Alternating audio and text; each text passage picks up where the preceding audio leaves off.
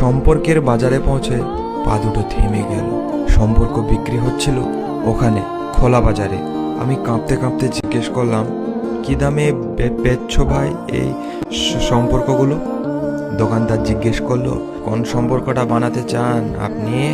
ছেলের না বাবার, বোনের না ভাইয়ের? বলুন আপনি কোনটা চান, মানবতার না ভালোবাসার, মায়ের না বিশ্বাসের? বাবুজি কিছু তো বলুন, কোনটি নিতে চান? চুপচাপ দাঁড়িয়ে কেন, ঠিক ভেবে বলুন। ভয়ে ভয়ে বললাম বন্ধুর।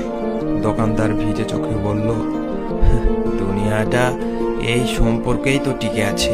তবে মাফ করবেন বাবুজি, এই সম্পর্কটা বিক্রির জন্য নয়, এর কোনো দাম দিতে পারবেন না। আর যেদিন যেদিন এটাও বিক্রি হয়ে যাবে, সেদিন দুনিয়াটা উজাড় হয়ে